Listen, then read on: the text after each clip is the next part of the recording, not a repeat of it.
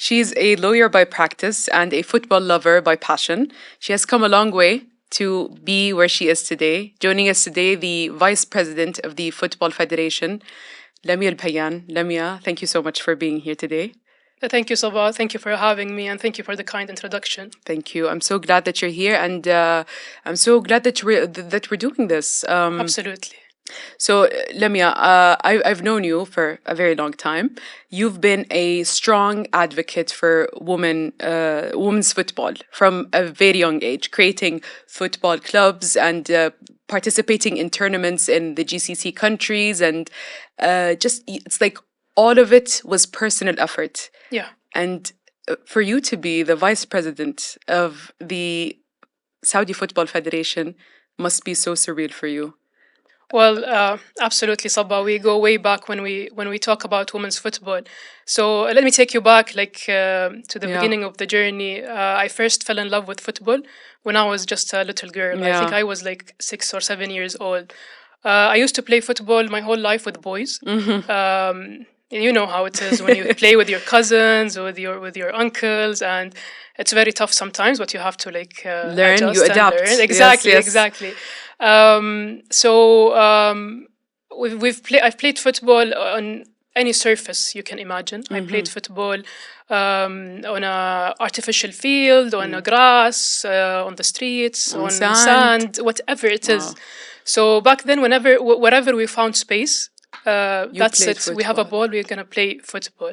So fast forward from the childhood, in 2007, 2008, I met a group of women who are super passionate about football, very inspiring, very powerful. So together with these women, we created a community league. A community league that is only 9 aside. I think back then we had 8 clubs when we first began the first league. Now, someone was on that journey with me from that time until today in the football sector. Who is that? Or in the sports sector. Yeah. Adwa Al-Arifi. Oh, mashallah, yes, so of course. she's a friend and a colleague, and she is now the assistant minister. Mashallah. Yeah, so mashallah. Best of luck. Shout out to Adwa Al-Arifi. Absolutely, yeah. So it's a long way when it comes to women's football. Yeah. So these women, we created the football community, the league. It was 9 aside, nothing official, not regulated. However, we played every match as if it is the final of the World Cup. Wow. Imagine, Sabah, the clubs, the players. We trained 3 times a week. Wow. And sometimes 4 times a week. And we played for a duration of 6 months and sometimes 8 months. Okay. And you're talking about all personal efforts. And I remember the women's community, the football community grew bigger and bigger in each and every year. What's funny is that when I look back and I remember some of the days where sometimes you play the game. Yeah. You're a footballer. Yeah. At 6 p.m. you have a game against a certain team. Okay. At 8:30 p.m. you become a referee for the next game because we didn't have referees, coaches. You wear different hats. We wore every hat you can imagine to keep the league alive, to keep the ball rolling. Exactly. Exactly. This is what we do. And imagine, Sabah, that we were so excited about that league, and we put time, effort, energy, paying money out of our own pockets, and even it got to an extent where we had our own committees regulating the league.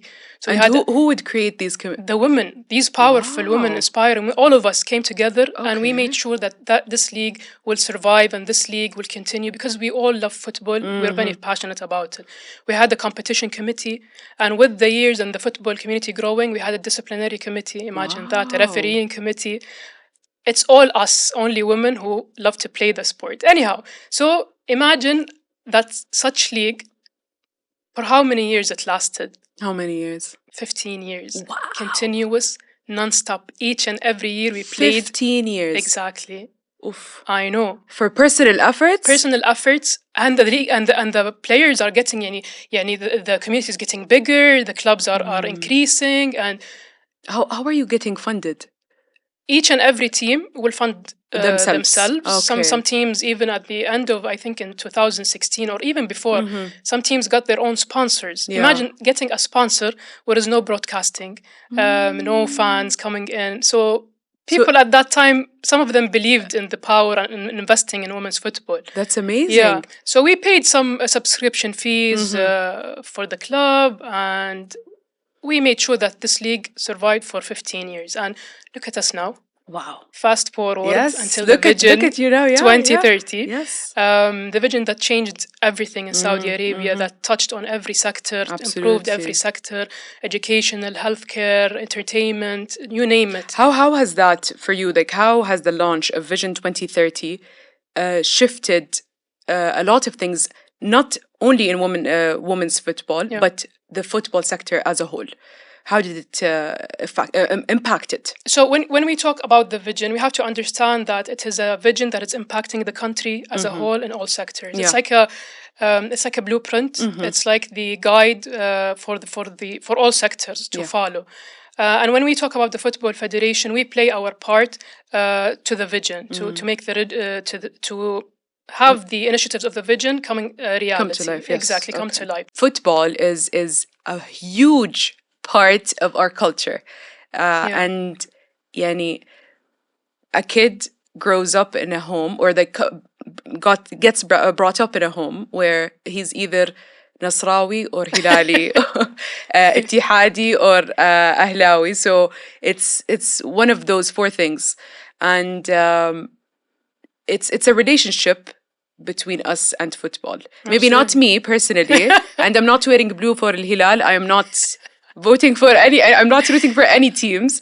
But how do you perceive culture and football? How does that how does it reflect on our cultural fabric? Yeah, absolutely. So Saudi Arabia and football. Okay, so we are a football nation, and we are madly, deeply in love with this beautiful game. With no doubt, we speak football fluently. It's so football and Saudi. How is it related to our culture? If you go down the street, if you go north, south, east, west, and you ask anyone on that street, what's your favorite sport, regardless of their gender, age, whatever, social status, what would they say? Kura, football. Football, exactly. If we have now a time machine and I take you 50 years back, what's the favorite sport? 100% football. If I take you forward to the future 50 years, what would they say? 1000% football. Exactly. Yeah. We are a nation that is deeply mad about football. It's crazy about football. And football is embedded within our culture, within our identity. It's what we live, it's what we breathe, what we speak. And you can see it when there is a football match. It's a common scene to see families, friends gathering to see a football match. And just imagine that almost 80% of the country follow or play football. And so this is huge. 80%. Yeah. That's a lot. Exactly. So it is the favorite sport within the kingdom. And football has a unique place in every Saudi's heart, I think. Exactly. Yes, exactly. Yes. So it comes when we born. Football is in the DNA of every Saudi. Every Saudi household. This comes without saying. Yes, exactly. Yeah, exactly. And what's interesting when we say about the culture and football, football has the ability to bridge generational gaps. So. And I'm sure you've seen this. Absolutely, yes. When sitting with your family and the grandfather is speaking to his granddaughter or grandson who is 9, 10, 11 years old. How is that conversation going? Imagine the year gaps between them. And they're talking about one specific topic that they're both interested in. And they make sure that they pass along the love of the same club for the generations after generations and generations to come. So this is the beauty of football. It unites everyone and it unites people, and it also brings the sense of national unity. So when we watch football week in, week out in SPL games, and you can see how Saudi is divided between the clubs and everyone is supporting their own clubs, and each and every week there is an issue of my team is better, your team is better, and endless conversation about that. Imagine having all of that energy, put them in one stadium and let the national team play. That's insane. That's insane. Yeah, especially I was in the Argentina versus Saudi Oh game my in Qatar for the God. World Cup. That was Sabah, the national anthem, I had goosebumps. wow. The amount of Wow. voices singing I mean, with the pride. yes. I mean, I was watching Exactly. from when I was in London. So I was watching from my phone, and I couldn't believe my eyes. Yeah. When we got the first goal, I was like, Oh, wait, yeah. wait, what's going on? Absolutely. And I wanted to buy a ticket and go back home. I swear to God. And then the next day, Yeah. yes. But let's focus on the beautiful thing where everyone is Absolutely. united, Absolutely. cheering with passion and crazy passionate. Yes. It's the unity that football brings. Absolutely. And they have this. I don't know if you like you hear them in the stadiums. They have a song where I'm gonna translate it. It's Okay. like when they say Saudi team, here we come from each and every city in Saudi. To cheer for you and to win. So يا سعودي جينا من كل مدينة. Okay. So when you hear this, you feel yes, like this goosebumps, I unity, and it's an amazing feeling. So this is football when it comes to Saudi Arabia. It's embedded in the culture and the identity. It's something, it's beautiful. It's gonna last, I think, forever. Yes, that's amazing. Vision 2030 has marked a significant shift in Saudi Arabia's development trajectory across various sectors. How has it influenced the Saudi Football Federation and the football industry as a whole? So when the vision was introduced back in 2016, it shifted the strategy of every sector within Saudi Arabia, including football. So when it comes to the Football Federation, we adjusted the strategy to meet and align with the nation's ambitious goals and so on. So now if you can see, we're focusing on youth development, which is related to the vision where we have its raising participation of the sports. We're focusing on talent development, youth participation, and hosting tournaments like the Spanish Cup, Italian Cup, and the most recent club's FIFA World Cup, the one that happened in Jeddah. Wow. So this shows the kingdom's capability in hosting, and we're showing off our culture, hospitality, how Saudi is. Yes. And also building partnerships. We don't want to only grow football in Saudi. We want to build partnerships, and we want to build football with the whole football community, the global football community. That's amazing. That's amazing. So this question, I feel like, is very important because beyond its role in promoting tourism, what motivates Saudi Arabia to attract these superstar international footballers? We have Cristiano Ronaldo, we have Neymar, we have Mitrovic. We have, who else? We have many. We have a lot, exactly. So why do we invest so much? Why do we have all these superstar footballers? So as you said, tourism is a big part of it, but we go beyond tourism. So when you talk about international players, you're talking about superstar players. Players who are coming to Saudi with the wealth of knowledge and experience that they will benefit Saudi. For example, when we talk about the league, SPL games, the Saudi Pro League, if you can see, the competitiveness of the matches is elevated. Absolutely. And it's getting better and better each and every season. Yeah. So you enjoy watching, and you're attracting people to watch, local, international audience. Yeah. Imagine the young talent who are growing up to play football or are playing now in the clubs. They're training with the superstars. Yeah. So imagine you, a Saudi footballer who is young, who goes to the gym with Cristiano and sees Ronaldo. His hero. Yeah. He sees Cristiano Ronaldo, how he's training, how he's eating, what's his habits, how is he thinking. Imagine having a superstar with you in the team or playing on the same field against him, with him, whatever. Okay. So this is a knowledge and transfer of knowledge and know-how and everything. One of the most important things is the commercial part of it. So when you talk about broadcasting, these international players, the superstar, are enhancing the broadcasting partnerships agreements. Okay. The SPL now is broadcasted in over 150 countries all over the world. Exactly. So we're giving the league visibility, Yes. global visibility, and also sponsorship.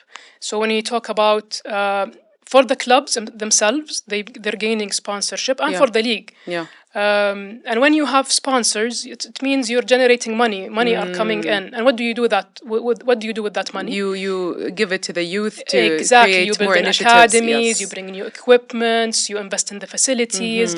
You bring new coaches, and you reinvest. Yes. So this is all contributing to the ecosystem of football in Saudi Arabia. So That's amazing. Yeah. طب, I want to ask you a question that maybe that's not here, but I want to ask you طيب. a personal question. Why do you think these superstar footballers would want to come to play in a local football team in Saudi Arabia? What do you mean local football team? Like, I mean, like Al Hilal or Al Nasr or like a, you know what I mean? Like a, yeah. Anywhere they will go, they will play for the local team of the country that for sure. they're in. Yeah. But why Saudi Arabia? What do they see here that's not seen anywhere else? Absolutely. Other than the paycheck. Yeah, absolutely, absolutely. So, from my humble opinion, I think, or I believe that when you introduce Saudi Arabia to people, and when you talk about the vision and the transformation that's been happening, let's take us for example. Yeah. When vision was introduced in 2016, did you understand anything? No, not really. Exactly. Yeah. I couldn't even digest all the info and what's going to happen in the transformation.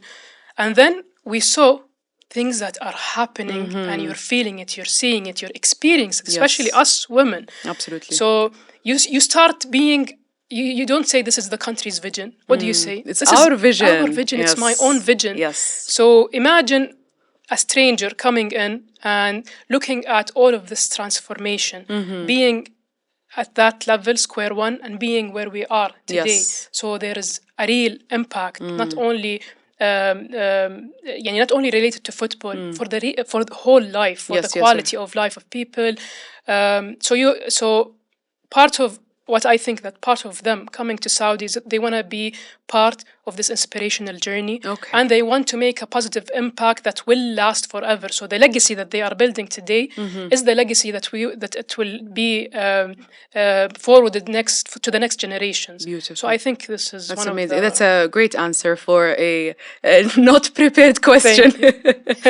So I'm sure you almost always get questioned about women in sports, and from your personal knowledge and your history with women's football, how strong is the presence of women in football in Saudi Arabia? Favorite question. Okay, for sure. Yalla. We have a day or two to talk about it. Let's go. It's my favorite. So.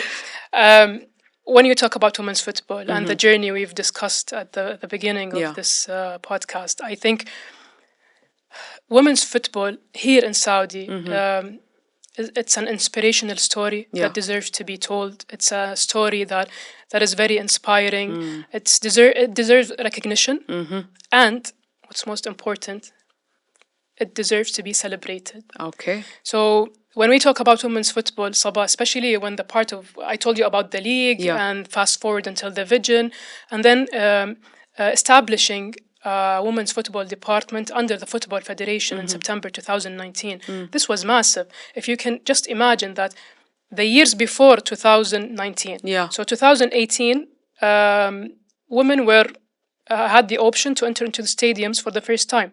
So you can drive your car and just go to watch your football game. Exactly. And then 2018 or 19, my colleague again, Adwa Al-Arifi, she became the first board member in the Saudi Arabian Football Federation. So she was the first female to sit on a board of the Football Federation. Amazing. So after that, there is the Women's Football Department in September 2019, dedicated department. And back then, it was only, I was the head of Women's Department back then. It was me and one employee. Wow. Yeah, in 2020. So February 2020. February 20, you and one person? Only. That's it in the women's football department. Today, I think we have more than 50 employees. Wow. Yeah. That's so great. when you talk about this inspirational story, it's we like to always talk about it in the office and when we go and when we tell Yeah. our story. It's the journey of first. Absolutely. So You're everything we making did, history. Sabah, You're making exactly. لا بس history. imagine everything that we did was the first time. Wow. It's a first for everything. First, every step of the way. Wow. The first national team, the first international match, the first FIFA ranking, the first refereeing course, the Yeah. first coaching course, the first regional training center, the list Wow. goes on and Wow. on. And next week we're gonna have another first where Yes, Al-Nasr, you told me about this. exactly, That's amazing news. for the first time ever, a female Saudi club Yes. will represent Saudi and participate in the Asian Champions League. That is So honestly, celebrated. yes, Each and every step should exactly. be celebrated. Exactly. Yeah. Do you feel like يعني maybe women's football should be more broadcasted or more popular on social media or Absolutely. like with because we hear about football like in general like يعني men's football, let's say. Yeah. The league we talked about. Yeah. But we don't hear much about women's football. Even from me? No, from you, of course. No. From you, 1000% I do. Yeah. But I'm I get- talking yeah, I about get what you're saying. like on social media Yeah. or like a day-to-day life, you know? Yeah. So, Well, yeah, absolutely. Women's football deserves more recognition, Yeah. and but but if you want to ask for recognition, you have to work for it. absolutely. So, for example, now in the women's football department, starting from square one, zero, and first steps and everything, today we have a full department with more than 50 employees working day and night to build the ecosystem of women's football in Saudi Arabia. Sabah, imagine that today we have more than 1,000 players, female, registered under the federation. Wow. Yeah. Imagine that we have Keyword registered.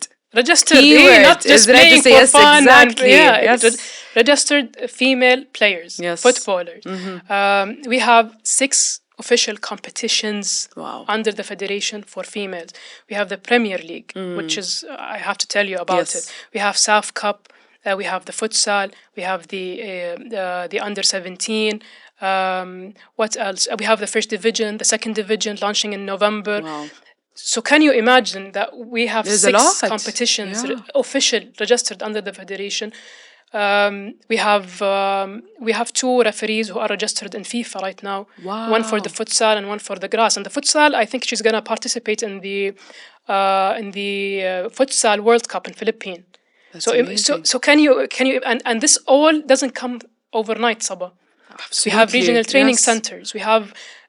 We had 4 regional training centers. Do you know what regional training centers? No. So the regional Please do tell training me. center it's like an academy. Okay. Where we target talented footballers who are under the age of 17 Okay. and sometimes under the age of 15. So it depends on the regional training هذا center. it's ناشئين, right?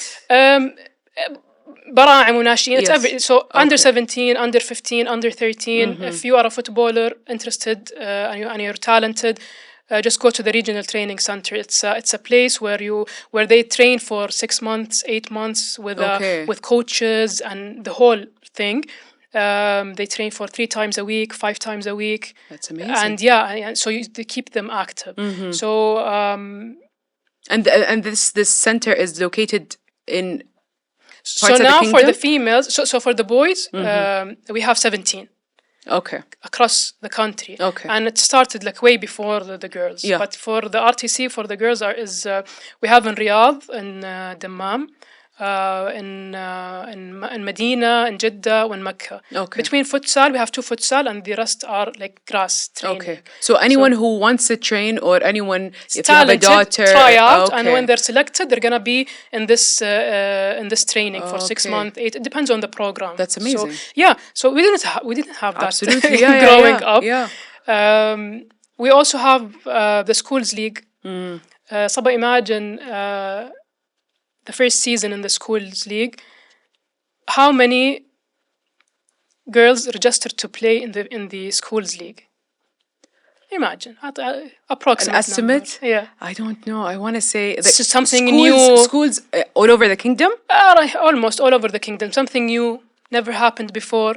And we said there's football. ما أعرف. Okay, I'm gonna give like 10,000. 48,000 in the first season. 48,000. We were shocked by the numbers, Sabah. The demand, the appetite for 48,000 football. Yes. girls that wanted to play football in schools. The second season, it's over 70,000 registered. Yes, a lot. Yes, the appetite is there. Yes. And girls The want passion to and play the drive, football. yes. Exactly. That's amazing. So having all of that. So you have a lot of work to do. I can't tell you, صراحة, يعني. This is what I tell you is, so for example, when you talk about the coaches, we have over 1,000 coaches right now in Saudi coaches who are helping us to build the ecosystem of women's football. But what you have to understand is when you go take a coaching course, there's like levels. You have to take the D, the C, the B, and the A, and then the Pro. And each and every course you have to wait a year. Sometimes a year to be qualified for the next one. So building 1,000 coaches throughout the years is something that takes time and effort. What I wanted to say is this didn't happen overnight or by a coincidence. There were lots of sleepless nights, endless meetings, tears were shed here and there, overwhelmed. But I have to say that the women's football department team is a magical dream team. Wow. It is now headed by my colleague and friend Ali Rashid. That's He's amazing. doing an amazing job. Best of luck, Alia. Wallah, yeah. And her team and the team in the women's football department are amazing. They're working towards this inspiring journey. They're pushing boundaries. And Sabah, what's amazing about having such team with you every day is, imagine you don't have to follow up with them. You don't have to tell them what happened to project Y, what happened to project X, and so on. They will follow up with you. Okay, they're on top of their game. They will follow up with you. Yeah, that's it. They wake up, they have a mission, and each and one of them is passionate. So hats off for an amazing team and a work very well done. Honestly, Lamia, hats off for you too. I'm very proud of you because, like I said, you came a very long way. Like when you're talking right now, I can see the passion in your eyes.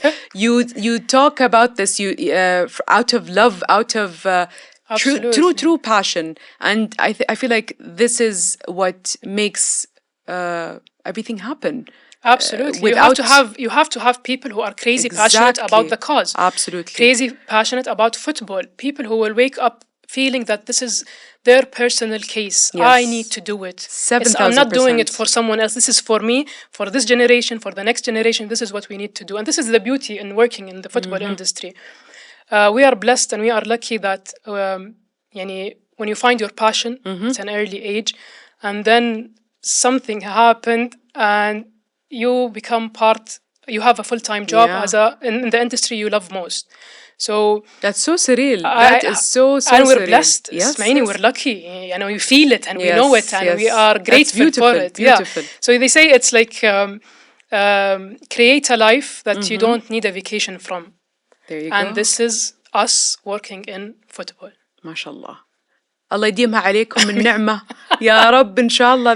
That's amazing. Wallah. Thank you. To have this much passion and this much drive and support. Absolutely. The support from the top, so from the leadership, from the president of the Football Federation, Ustad Yasser Al-Mashal, and the board members, they are all in for women's football. And actually, I forgot to tell you that now we have, it's the second season, but women football now, we have a dedicated fund to women's football, so the clubs and everyone else. Okay. So if the club is doing 1 and 2 and 3, they will get funded. Okay. So, for example, if you have a club, if you open an under 17, you get support. Okay. If you bring a technical director, you get support. And this is, we don't give money and say, yalla, do whatever you want with that money. You follow up. Calculated measures. See. Exactly what you do, what you improve, show me, and you will get this.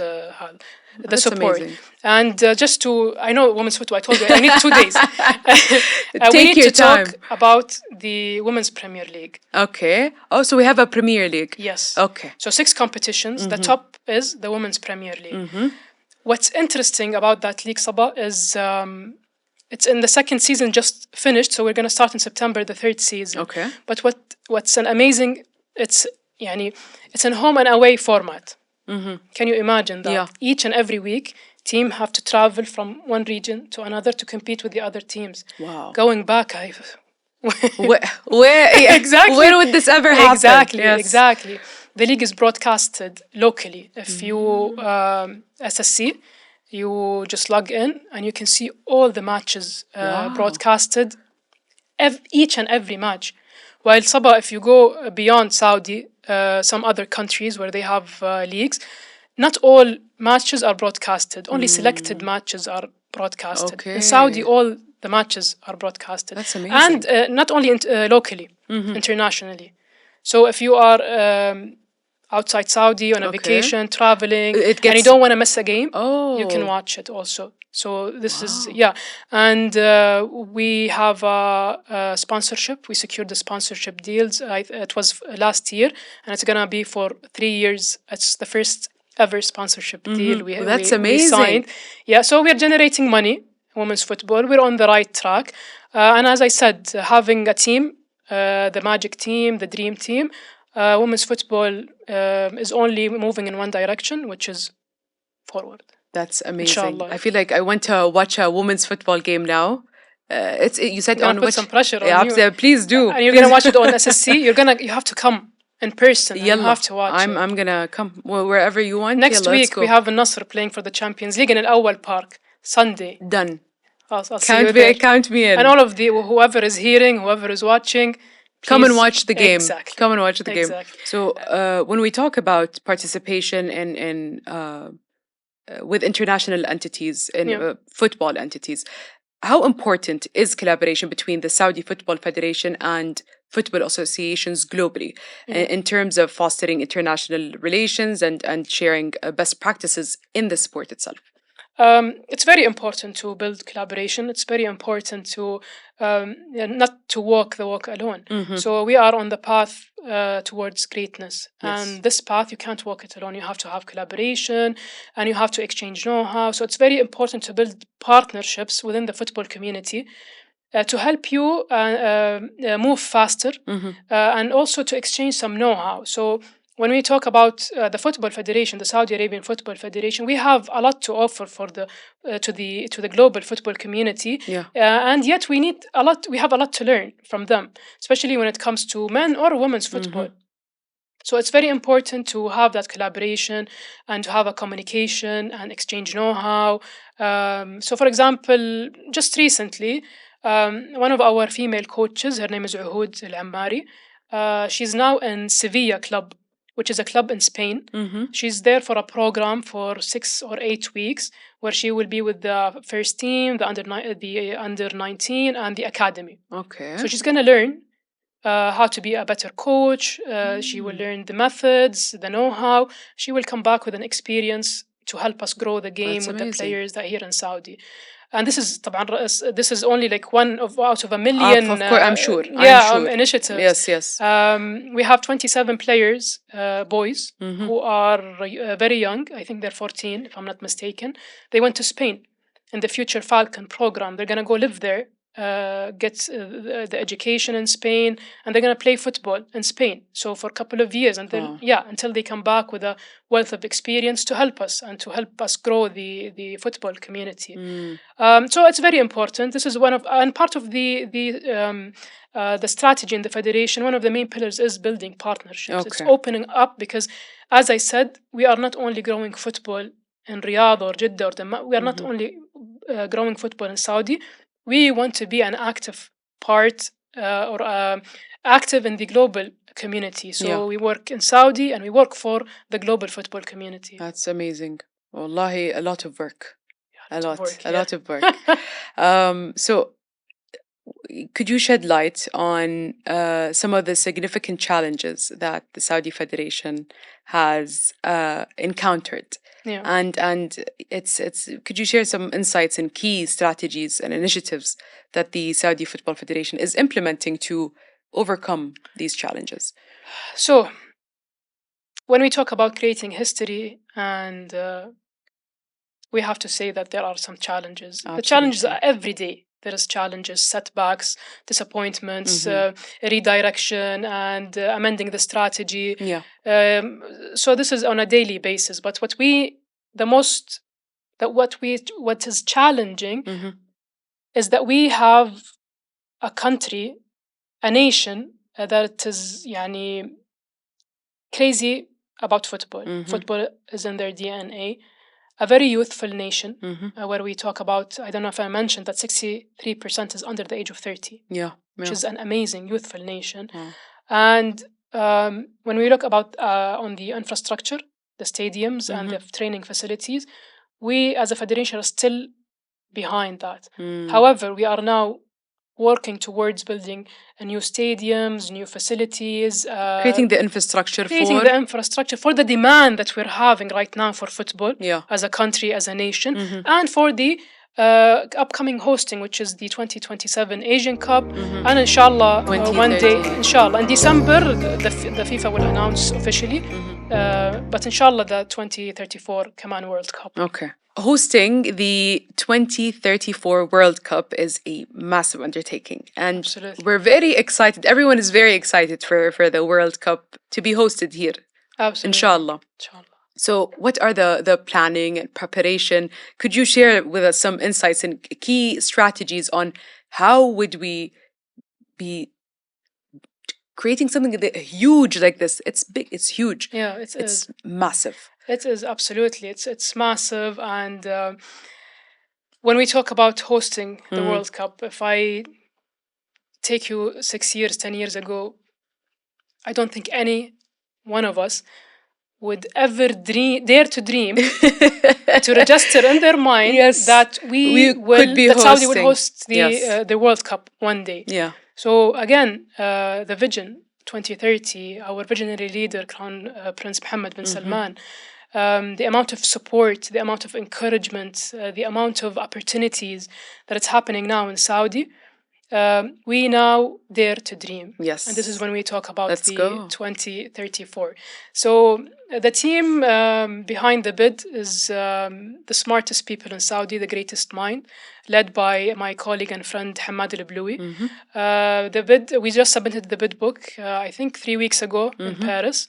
So it's officially submitted. Okay, so now fingers crossed. Inshallah. Inshallah, ya Rab. We hope for. In December, the decision will be made. Okay. But we trust in our capabilities, and we are submitting a very unique bid. Sabah, just imagine that when we talk about the World Cup in 2034, we are talking about a unique experience. We are going to be the first country to host 48 teams in the World Cup. Like one country hosting 48 teams. Wow. It's going to be the first. Why is it going to be the first? How is that different from? Because the one before it's going to be in 3 countries. Ah. So, okay. But in 2034, only Saudi will, no one is with us, sole bidder. Okay. And when you talk about why is this unique, the location of Saudi Arabia makes it a very unique. It will give a very unique experience to the fan and everyone who loves football and anyone who wants to come and enjoy the World Cup. Yeah. Almost 60% of the population are within 8 hours, average 8-hour flights to reach Riyadh. Okay. 60%. And when you reach Riyadh and you want to go between the host cities, which has 5 host cities, Jeddah, Dammam, Jeddah Al-Khobar, Riyadh, Abha, and Neom. So these are the host cities. Oh, okay. 5. So when you go to the Riyadh or any other city, the average flight between the host cities, 1 hour and a half, 2 hours maximum. Yeah. So it's very convenient and very accessible. Yeah. We are going to have 15 stadiums where matches will be played. And it's going to be very beautiful because Saudi is big, it's diverse, has its people. Yes. So you're going to have stadiums at the shore, beside the beach. You're gonna have stadiums in the mountains. You're Mm-hmm. gonna have stadiums in the middle of the desert.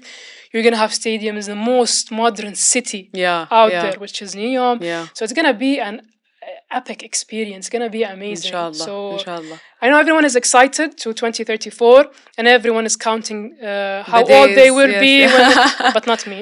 Okay. I'm not counting my Okay. age. But everyone is super excited about it. Okay. And there's a rhythm and there's a vibe, and the whole nation is just behind that Yes. bid. And we just can't wait for the decision to be made, and we can't wait to work for it. Ya Rab, inshallah. Inshallah. Best of luck, Lamia. Thank you. And thank you so much for the insightful interview. Honestly, it was. I've learned so much about football. I mean, you are my cousin. You are someone that is crazy about football. I'm not. I truly apologize to the whole family. Yep. But thank you so I think much. you're the only one in the family, Yes, by the way. I am the only one. Just in to the- make note of that. Yes, I am the only one in the family that does not play football. And yeah, just. All right, thank you so much, Lamia. Well, thank you, Sabah. I really appreciate Thank it. you, And thank you, best of luck in your podcast. Thank we are you. very proud of you Thank as you well. so much. It Very means the world. insightful, quality content. So Thank keep you. up the good work, and we Thank are you. all behind you. Thank you so much, Lamia. Thank Thank you. you. Thank you.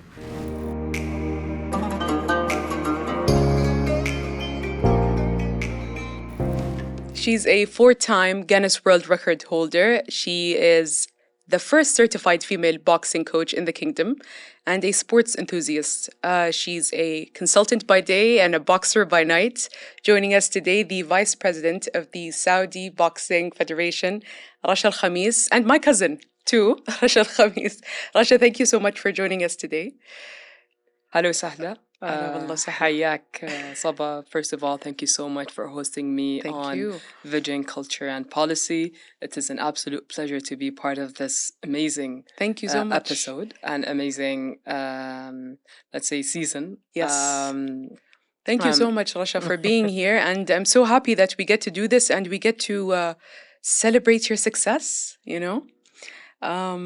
Rasha, I've known you forever.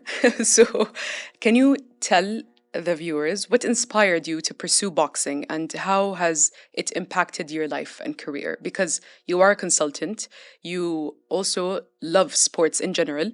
There's nothing specific, but maybe you would say boxing, yani, especially. So how did that happen? How did that come to life? That's a very good question, and it's a very good way to actually open the conversation Okay, with. love it. So I started boxing back in California in 2014. Okay. And the reason why I actually picked up boxing, I started fitness boxing.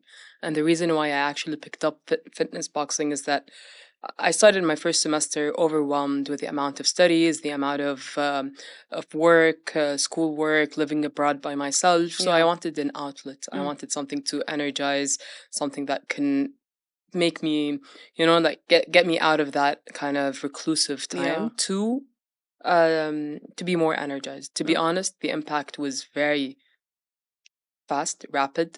I felt it from the first week. Wow. I became very outgoing, and so this is how I picked up boxing as a sport. So I grew up doing different sports, soccer, tennis, long distance running, cycling, boxing. Yeah.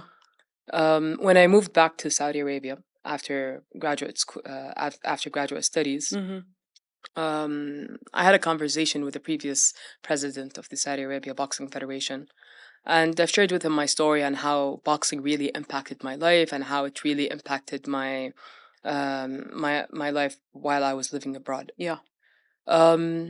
So he's like, we want more resources on the ground. Okay. I told him, what is resources? And what was the foundation of the country like at the time, like of the boxing scene in the kingdom like at the time? So back then, the vision just started to kind of pick up. Yeah. It was back in 2017. Yeah. So I think it was 2 years since the launch of Vision 2030. Okay. Many initiatives were actually in place. And things are actually moving slowly, but surely. So things has been really moving, Yeah. and yeah, so it's been Okay, so he talked to you and he said that he wants more people on the ground. exactly. What happened then? So Yeah. Okay, we got Okay. this. You got this. Okay. Okay. So he said he wanted more people on the ground. So what was that like? So I asked him, what do you mean with more people on the ground? Yeah. He wanted more coaches on the ground. He Okay. wanted female coaches. All right. And And I'm guessing there were none at that there time. were exactly there were Okay. none at that time. So Okay. I got certified as the first female boxing coach. Mm-hmm. I got certified. They've put me in a training camp for 3 months, Oh, wow. intense training until I got certified as the first female boxing coach. And this was in the kingdom or And this abroad? was in the kingdom. Oh, okay. Wow. Yeah. That's exciting. And How was the 3 months of training? Wallah, it was really intense. I bet. Yeah, I it was bet. really intense. But the Okay. good thing is that the impact after with the certificate is Yeah. that I've trained around 500 women in Princess Noura University, King Saud Wow. University. Yeah. Masha, that's insane. That's a huge number of people. And so these women train, and what do they become later on? So they train fitness boxing. Okay. Yeah. So it so just for was fitness? just for fitness. Okay. So And do some of them maybe later on try to pursue something that's a bit more maybe fighting? I got certified as an instructor Mm-hmm. who teaches the proper stance, the proper punches, the proper The jabs. the and jabs, the crosses, Yeah. the leg movement. Yeah.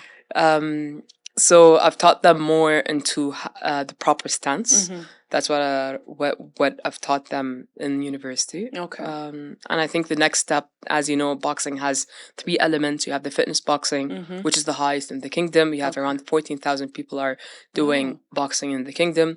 Then you have the technique boxing, and that's where I got certified in. And then you have the competition, and that's like you need to get certified at an international boxing federation Okay. level. So yep. Interesting. Well, that's pretty intense. 500 women um, boxing. Okay, cool. Given the fact that boxing is a male-dominated sport, it's been like this for years, and it's not just in the kingdom; it's just all over the world. How, what kind of challenges have you gone through and overcome to be where you are today? So I've been asked multiple times this question. I So bet. what are the challenges? Yeah. Since I'm the first female certified boxing coach, Mhm. a first board member on the Boxing Federation. Yeah. To be honest, my journey has been very positive. Amazing. From one success after another, from the first female certified boxing coach to a board member, to the first board member, to a Wow. vice president, to a board of director on the Asian Boxing Federation. That's amazing. So the journey has been very positive, and I've also believed that this positivity happened during Vision 2030, yeah. during a rapid change and acceptance Yes. of the people of different topics. So boxing has been just one of the topics that was introduced, Yeah. and people were very receptive. Yeah. I think it's not a challenge, but I think I would rephrase it more as Unprecedented. in a way. Okay. Yeah. Okay. I think it was mainly when I first got appointed as the vice president. It was let's say the men's engine was there, and it Mhm. was just a matter of fueling it with gas. Okay. The woman engine we really needed to build it. Okay. Do multiple prototypes, Mhm. ensure that it actually works, and then Okay. fuel it with gas. So we would say that you were part of this creating the prototype for the machine, and then fueling it, and then seeing the fruits of your machine. Is that correct?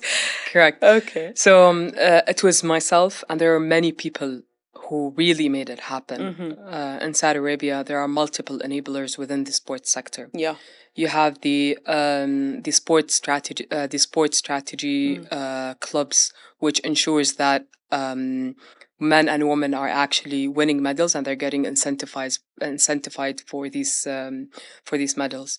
You would have also the club federation support, which ensure that the mass participation is increasing, Mhm. while the elite and amateur athletes are also competing. Okay. There's another enabler, which is the Saudi Olympic Training Center. So there are multiple enablers that help this prototype become, let's say, a product or an engine Okay. that help us as well to fuel it. So it's So multiple factors that created this whole thing. 100%. Okay. So you just mentioned the Saudi Olympics. So are they Saudi Games? Because I know that Saudi Games are national Olympics, right? Correct. Yes. Okay. So the Saudi Olympic Committee is the execution body, while the Ministry of Sports is the governing body. Okay. Under the Olympic Committee, you would have 97 federations, and one of them is boxing. Okay. Okay. So basically, the Saudi Olympic Committee would oversee all the federations, provide them the support, the funding, overseeing the development of these federations. Okay. Also, including to that, I think you've mentioned the Saudi Games. Saudi Yeah. Games is definitely one of the enablers that help that engine to actually come to life. Yeah. A million riyals in front of a boxer would take sweat, blood, and tears to make sure that Of they course. train very hard. Yeah. I've seen many people who their lives has changed, and I think it's one of the really, really important initiatives, and we're so lucky to be living during this era. I Yeah. believe this is the golden era of sports. It is. So Wow, yeah. that's inshallah. Yani, best of luck to all the federations, all the efforts that are being put in the sports sector as a whole. So, as the vice president of the Saudi Boxing Federation, what are your main responsibilities and goals for the organization? Sorry, for the federation. So the Saudi Boxing Federation is the promoter and the governing body of boxing in the kingdom. Okay. I oversee and strategically manage the sport of boxing in Saudi Arabia, Okay. and that would entail reviewing the strategy, putting the strategy together, reviewing the annual reports when it comes to KPIs, ensuring that there are proper programs happening on ground, such as training camps, national camps, the selection of the best athletes to be part of the selection of the best athletes to be part of the national team, selecting the right pathway for the athletes from grassroots to amateur to elite and competing at the highest level. It would also require governance, looking at the governance, looking at different committees, activating it, engaging with the clubs, with the government clubs and the private clubs to ensure boxing is actually growing. So, Rasha, you do all of this and you're a consultant. How many hours in a day do you have? Because we have 24. I don't know how much you have. Okay. Yeah. How has the landscape of boxing evolved in Saudi Arabia post the launch of Vision 2030? And what initiatives has the Federation undertaken to foster its growth? That's a very good question. Thank you. If we go back to 2019, ever since Saudi hosted the first heavyweight championship, Yes, Anthony we're Joshua, getting there. We're getting there. Okay. Anthony Joshua versus Andy Ruiz, boxing grew by 300%. 300%. 300%. After that fight. Wow. So since 2019 until today, boxing grew by 300%. That's insane. That's a good number. Women boxing specifically grew by 100%. Wow. Fitness boxing grew by 14,000. The clubs grew from 3 clubs to 82 clubs. Wow. And this is just after, okay, imagine having 3 or 4 matches. Saudi has been hosting multiple matches. Yes. And every match that Saudi would host or will host, it's inspiring many people to actually pick up the sport. If you see it, then you will be inspired to actually do the sport and practice it. Regardless of what type of sport that you want to pick up. Whether it's fitness, technique, or actually competing. Yeah. But across different age groups, boxing has been really growing. insane. Yeah, yeah, it in is a insane. Honestly, in a very big number. 300% after one match, that's crazy. 100%. So we had 300 boxers. Now we have around 2,000. So Wow. yeah. So, given these huge numbers and like influx of interest in boxing, how does the federation support the local talents and aspiring athletes to maybe pursue an heavyweight championships or maybe just fitness, like you said? Yeah. The Saudi Boxing Federation has 4 strategic directions. Okay. One, which is increasing mass participation, and making boxing as one of the most practiced sports in the kingdom. Okay. 2, they're increasing the partnerships and sponsorships across the value chain and across the ecosystem in boxing. So these partnerships would be either a PPP, a private-public partnership, Okay. or investments, joint ventures, investing in different tools that would actually enhance the referees and judges, so on and so forth. Okay. A third area that also focuses, that Saudi boxing focuses on is the amateur athletes, which includes increasing the number of competitions, whether at a regional level. So far, we've reached around to 12 regions in the country, 22 Okay. cities. And imagine, like, we would host competitions in these regional cities. We'd go to Tabuk, Jazan, Abha, And you would have Taif, a people boxing with competition. amateur boxing? Amateur boxing. Wow. And Who you would've would have men, women across different age groups. Wow. We've been engaging different clubs in these different regions. Last but not least, we've also looked at the reorganization of the Saudi Boxing Federation, which includes having a proper roadmap, a 5-year roadmap that would increase the initiatives, the programs, the projects. Yeah. Also looking at reorganization of the entity itself, the governance model. These are the 4 strategic direction of the Saudi Boxing Federation. Wow. Well, a lot of work, huh? A lot of work.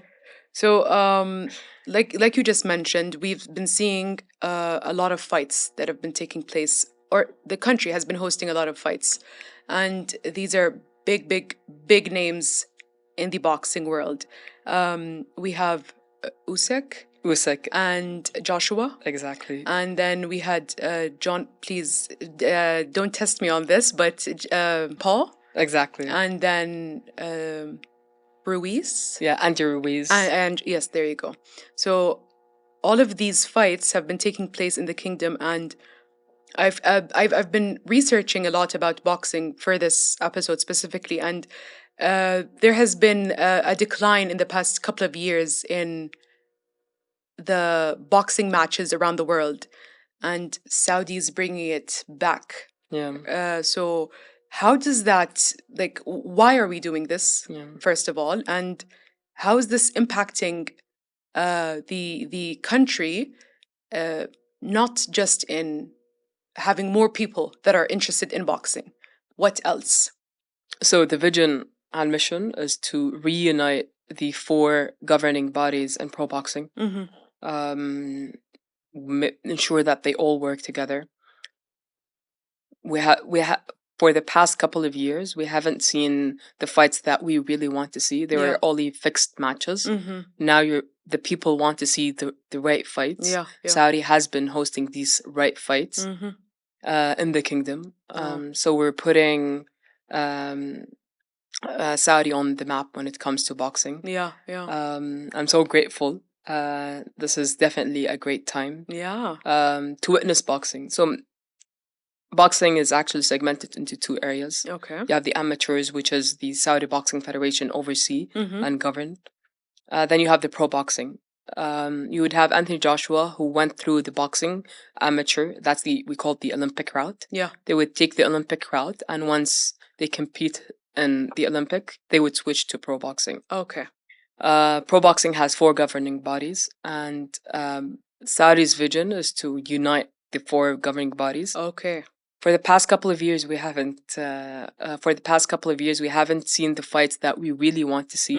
It was only fixed bouts, but nowadays you can actually see the bout that you really want to see. So. Yeah, and all thanks to Saudi Arabia for making it happen. Do you think one day, or before I ask this question, do we have heavyweight fighters from the kingdom? So at this stage, we do have pro boxers. Okay. We have a boxer who competed in Clash of the Dunes back in 2019. We also have another boxer, Ziad Al Mayouf, Zizo. Yeah. And he's a heavyweight in the making. He has been competing for the past couple of years.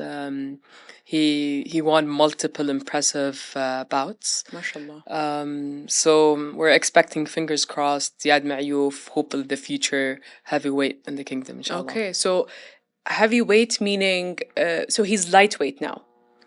So I'm not pretty much sure which weight is he, but I Okay. think he's either weatherweight or, yeah. Okay, and then, so depending on what does he move to heavyweight? Or he can compete in heavyweight? So heavyweight, I think there are two areas that Are important. are important. So one is you focus on the weight, which is you need to be within the 90 kg. So basically eat. Eat Okay. or gain muscle. Fair enough, fair. I mean, I'm just thinking of eat. Okay. And then the second one is Gain the weight. number of rounds. So Okay. I think you need to reach to 12 rounds to be a heavyweight. Okay. So it depends on the number of rounds. Yeah. All right. Okay. That's interesting. Do we have any females that are heavyweight fighters?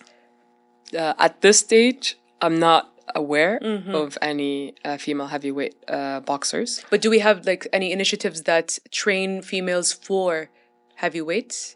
Since the Boxing Federation oversee the amateur boxing, which is the Olympic path or the Yeah. Olympic route, our aim is that once they retire from amateur boxing, they would move to pro boxing, and Okay. hopefully we would support them growing. Yeah. So let's see. Yeah, Fingers inshallah, crossed. fingers crossed. Best of luck to all the fighters. A couple of months back, there was the fight with Hattan. Attensive. Hattan is safe. There you go. Yeah. And she killed it on the. Did you see that? Were you there? So yes, definitely I saw that. Yeah. Hattan is definitely a superstar. She competed in boxing, she competed in kickboxing, and now she's competing in PFL. She's goals, definitely. Okay, yeah. She's a role model for many athletes, I'm many combat athletes who compete in different combat So sports. she's considered MMA, correct? She's considered MMA. Okay. But she competed in boxing, some of the Okay. national championships. She competed in kickboxing, and then now she's competing in MMA, which is a PFL. And I think that's usually the route if you want to be an MMA fighter. You would start with judo, kickboxing, judo, boxing, jiu-jitsu. Karate. Okay. It's different. Okay. I don't know. I only remember when I did kickboxing for a while. Rasha got so excited. She's like, "Yes, kickboxing, Sabah," and I stopped. I quit. A month into it, I couldn't handle it anymore. Why? I liked my long nails too much, and I couldn't with the. I don't know. Even You know need to what get you need to get back to it. Inshallah, one Inshallah. day, hopefully. Rasha, thank you so much for being here. Thank you so much for your insights. Best of luck with everything boxing, and I hope nobody pisses you off. يعطيك العافية. يعطيك العافية. Thank you so much.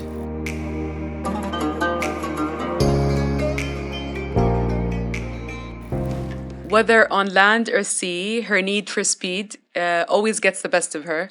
She has participated in FIA World Championships, ranking third in Baja, and a two-time gold medal winner at the Rally Dakar, and may I say, the toughest off-road race in the world. Joining us today, Mshal Abedan. Mshal, thank you so much for joining us today. Thank you, Sabah, for hosting me. Actually, I'm pretty excited for this Me one. too, me too. Mshal, before we start anything, I would really like to applaud you on your triumphant success in Rally Dakar. And I knew that you won twice, but I didn't know the duration of the race and the intensity of it. Can you tell us a little bit about it? Honestly, they don't call it the toughest rally in the world for no reason. Yeah, It is yeah. definitely a race, but it tests your endurance, your strategy, your willpower, physical and mental as well. Um, honestly, I always say it's you against yourself, against the vehicle, against nature, and then against other competitors. I still remember my first stage ever in Okay. Dakar. I remember how the wind picked up. The storm was really strong to a point where visibility was zero. So when you say wind was strong, so the sand was Exactly, you could- sandstorm. Ah. Yeah. Wow. And the visibility was almost zero, and it was dark. I mean, one of the darkest nights ever because we got lost and we couldn't really find the waypoint. Oh It was my hidden. God.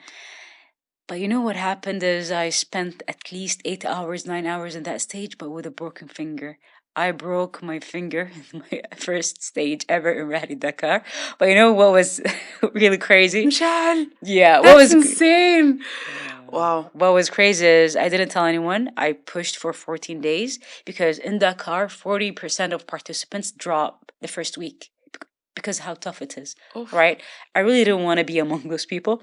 And I didn't Okay. want to tell anyone about my finger because I didn't want them to tell me, hey, you cannot finish the race.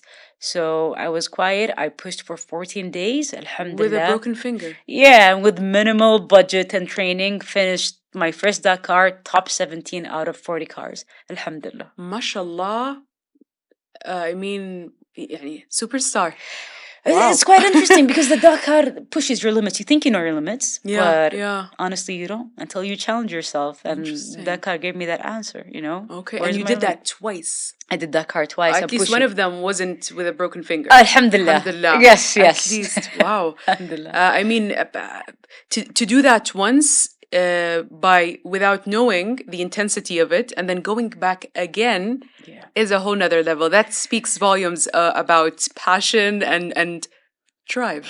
Yes. Thank Literally. you. Thank you.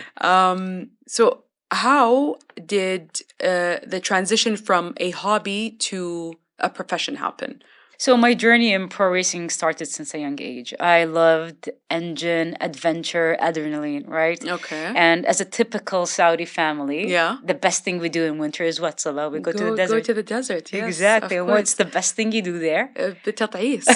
It's off-roading. Exactly. Okay. You know, it's part of the culture. We camp each year at least a week. Yeah. You know, and it's such a beautiful thing where I got exposed to off-roading, right? Mhm. Because as soon as you wake up, the first question you ask is, when we were kids, what are we doing today? Yeah. Can I drive? Yeah, Baba, can I yeah. drive? You Yes, know? yes, yes. And alhamdulillah, I'm thankful. My parents taught me how to drive since a young age. Okay. They saw the passion.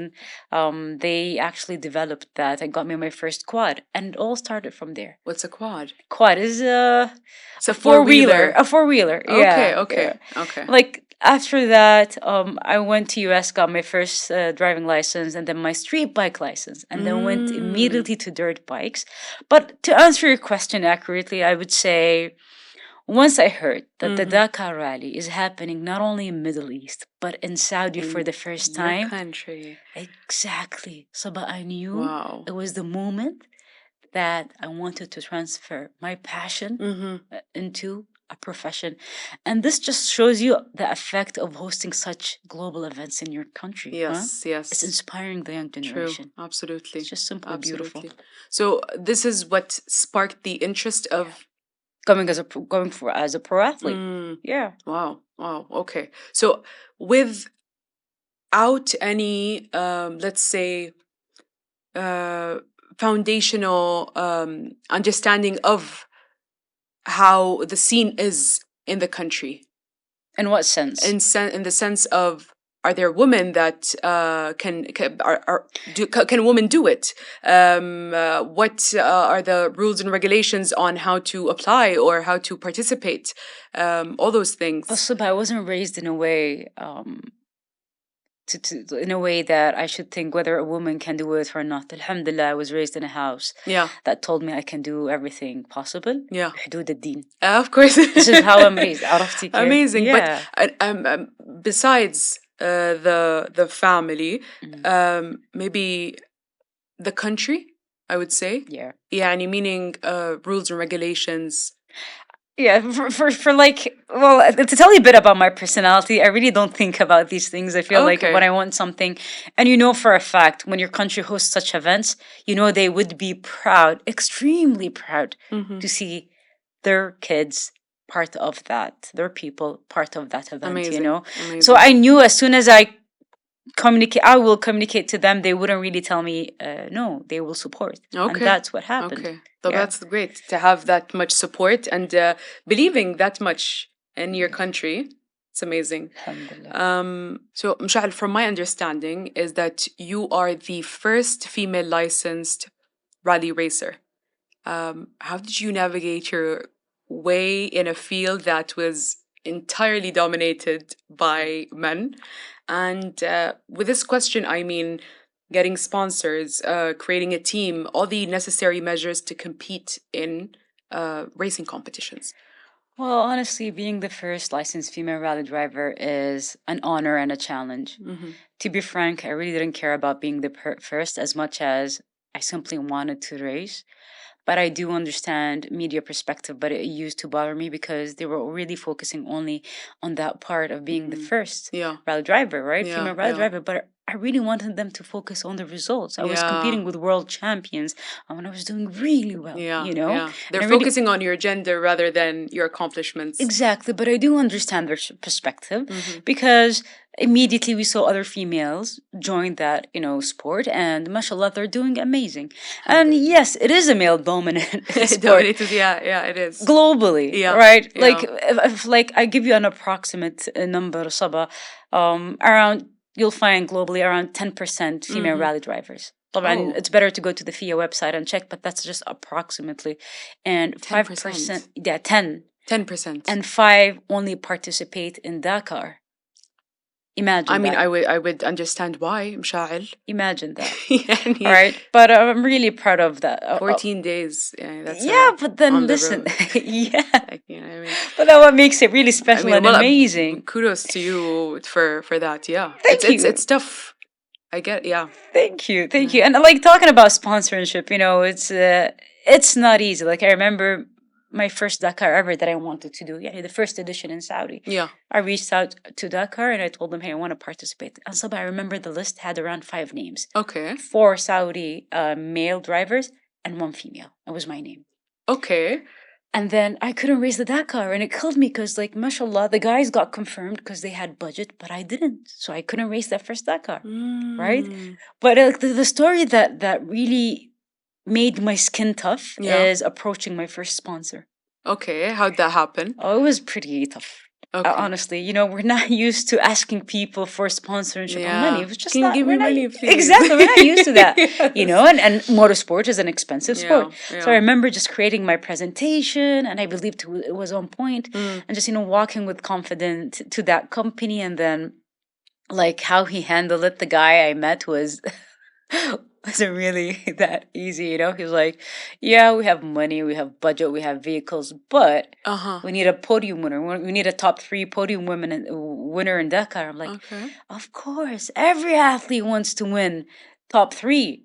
صح ولا لا? صح, yeah. But like, look at the other racers. This is my first Dakar. 50% of participants dropped the first week. Yeah. But then look at Nasser Al-Atiyah, Yazid. They had to race 13 times to get top 3, not And first. you did it from the And first. he expected I win a podium, like a first, second, or third position Wow. for my first Dakar, and I was like, listen, you don't do that. عرفتي? It's like, Yeah. It's just minimizing the whole thing to. exactly, Yeah. because everyone wishes to finish their first Dakar. Yeah. Take it, you know, it's a step by step. I remember it was really tough on me. What he told me. Yeah, and it was tough, so I walked away. I didn't get that sponsorship, but Aw. it made my skin tougher, and it made me stronger. I believe pressure and challenge makes you way stronger, Absolutely. toward your More push. no's makes you get excited for the one yes. Exactly, Yeah, exactly. I just made that up. I don't know. No, but it makes where- sense. It There makes you go. sense. Totally, totally. Okay. Yeah. So, what you just told me about sponsorships. So, Yeah. what do you hope for in a sponsorship? All right. I always say, and I believe many athletes will agree on that, there is a budget to participate, Mm-hmm. and then there is a budget to compete, Fair enough. right? Mm-hmm. I always say sponsorship Mm-hmm. is crucial to develop future world champions. Okay. So it's more than financial support. Okay. I seek sponsors and partners that align on my vision, Mm-hmm. partners that want to tell a story about enablement and Okay. empowerment, Mm-hmm. right? Yeah. So it's definitely crucial, and that's why I really, if you look at one of my, presentations, let's say sponsorship deck, we put an emphasis on activations, on Yeah. engaging on the partners, sponsorship, target audience, and so on. Because it's not simply only putting a logo, and that's what I tell my fellow athletes, Yeah. guys. It's not only giving them a place on your vehicle or in your racing suit. No, it's way more than that. Yeah. You need to engage. You need to align on their vision, because you become part of their company. Honestly, True. yeah. So, Msha'al, you have recently shifted from off-road racing to E1, which is off-sea racing. Is that correct? Yeah. So, meaning electrical water boats, and you're a part of Sibayoki's team. What made you decide to go from land to sea? So, Big shift. yeah, huh? it is a shift. صراحة. Honestly, Yeah. I'm still doing both. Okay. Yeah, I'm still okay. doing both. Let me give you a bit of a background about E1, All right. Yeah. the It's a pretty new sport. yeah, correct? completely from scratch, by the way. Okay. So the founder of Formula E, Mhm. Alejandro Ajaj, Formula E, Extreme E, he likes to bring an engine sport and turn it to an electric one. Okay. Focusing on sustainability, clean energy and so on. And Alejandro, one of his friends, his name's Rodi, was looking at Formula One racing boats, Okay. and they were looking at sailing boats. And they had this idea to create a boat with foils and electric. And basically, they called it the Race Bird, and that's what we race in E1. So it is a new invention. It does look like a bird. Yeah, we feel like flying, honestly. Interesting. It is a new invention, and honestly, we are giving them the data. They don't have even data on that Race Bird. So Yeah, as we yeah. go and race, they're learn Collect- that okay, exactly wow. and develop it more. Yeah, it's such a beautiful race, and How safe is it? it is quite safe. It is. It Because is. it's new. Yani, I hope your mom is not watching this. My mom, حبيبتي يا يما. She got used to it. She Yeah, got used to it. yeah. Yeah. But I always find a text from my mom, بنتي خلصتي عرفتي okay. that's يا a blessing. عمري. That's يا a عمري. blessing. Alhamdulillah. But it is safe, and we do something called the dunk test, where they put us in a prototype, roll us, Yeah. and we have to release ourselves in like 3-4 seconds. And if we pass, and we pass like 3 times, they will put us in that race bird. And the safety measures are extremely amazing. Yeah. Wow. Right. So the question is, I get asked, how did you get into E1? Yeah. The idea behind E1 is each team has 2 pilots, male and female, and one should have more experience in boat racing than the other. Okay.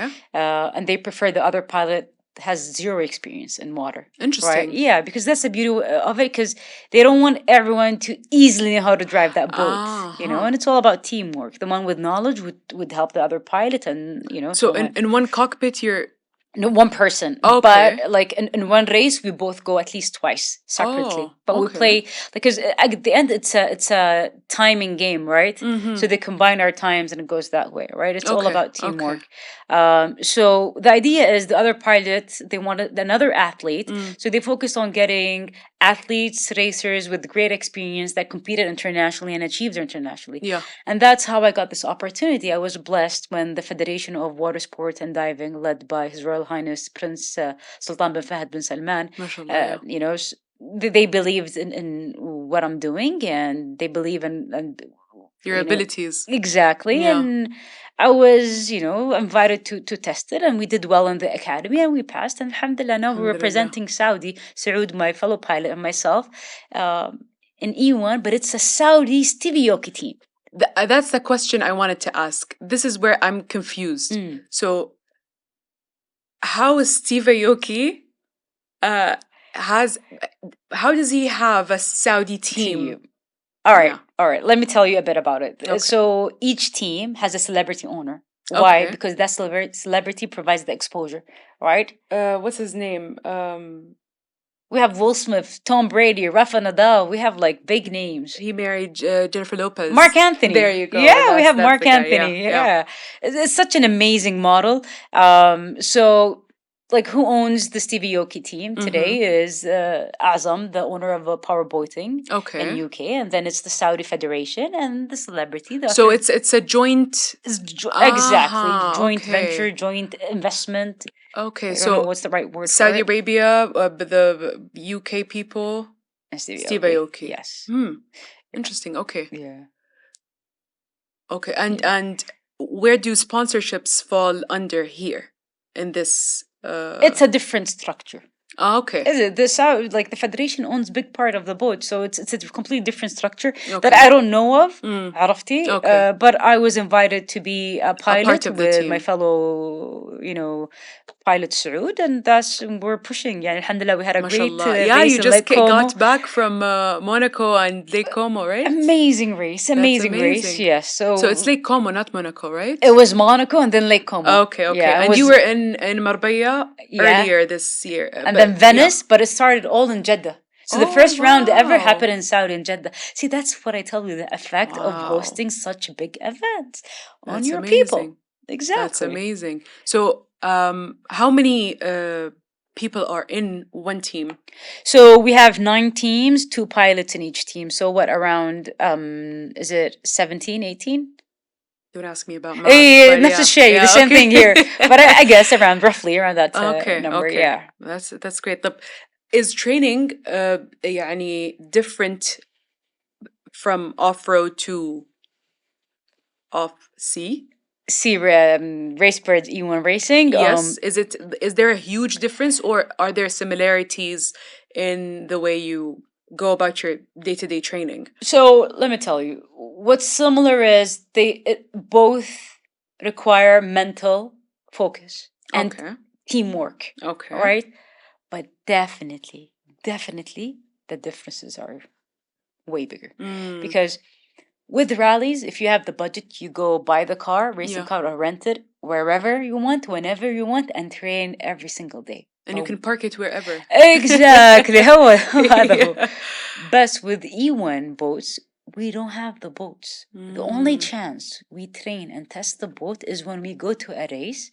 One day before a race, they would give you that boat for 30 minutes, each pilot, for you to test it.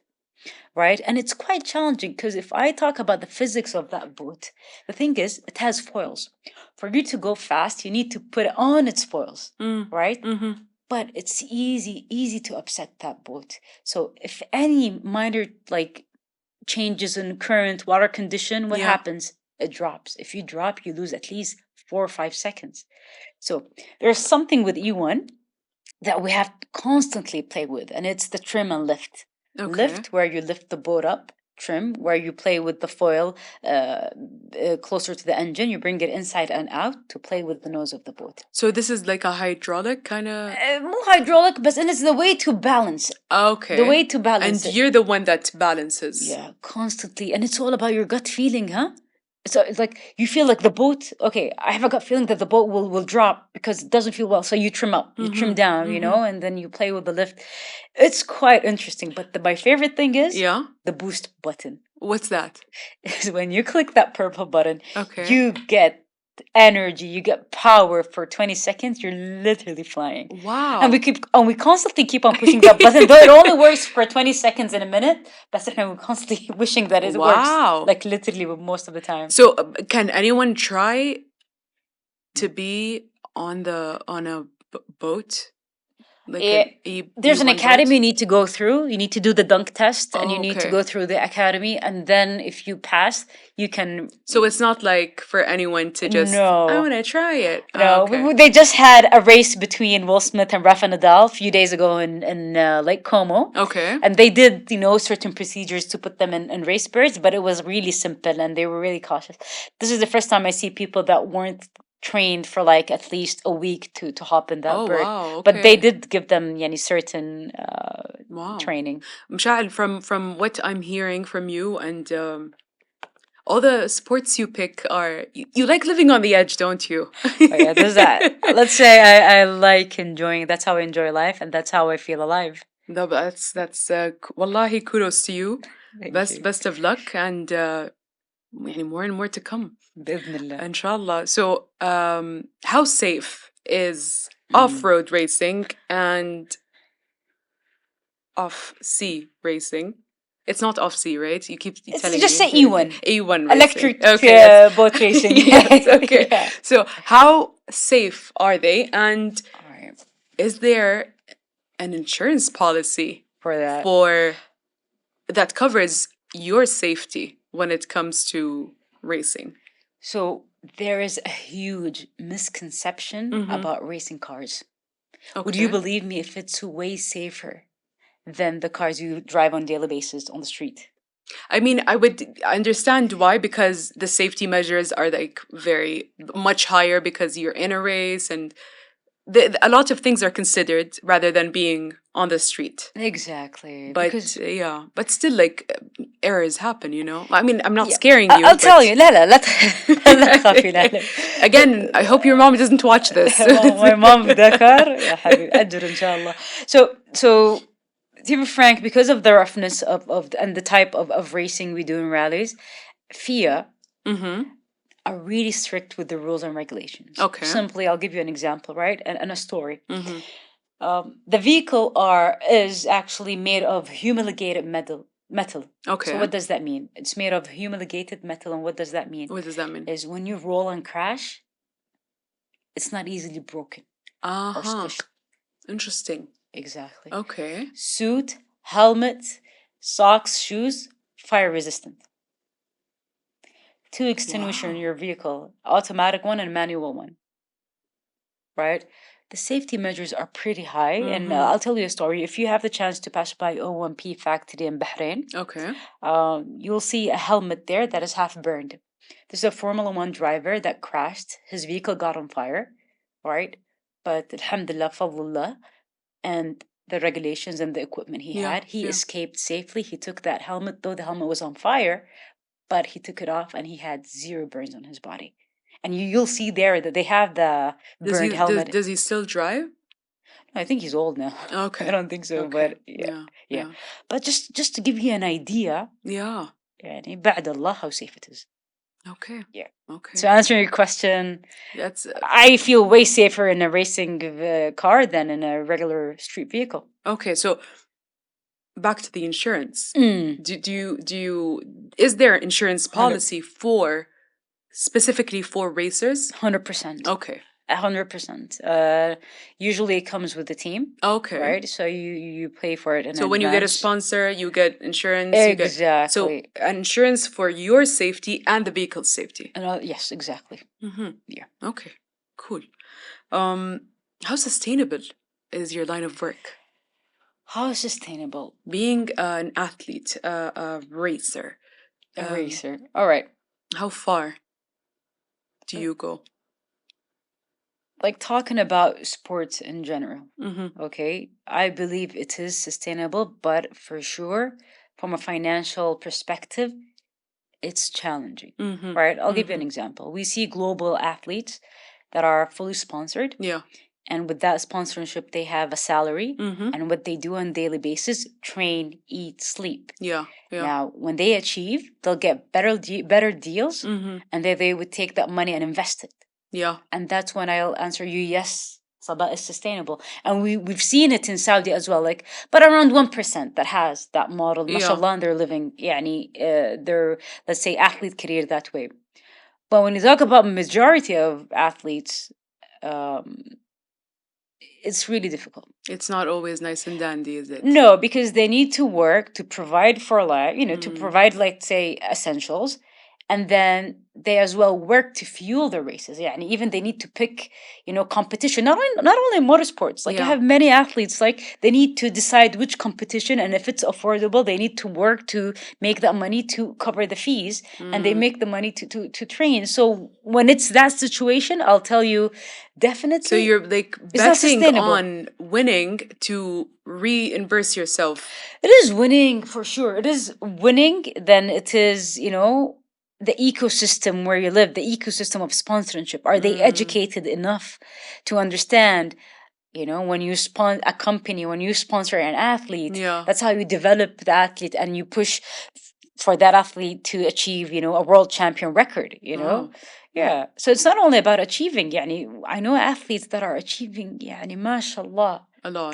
top world records, but then the thing is, let's say top results, but the lack of sponsorship is holding them back. And I know if they get that, enablement, mashallah, They'll flourish. mashallah, for sure. Okay. Yeah. So it's a yes and no, All right. depending on the situation. Okay. Yeah. So,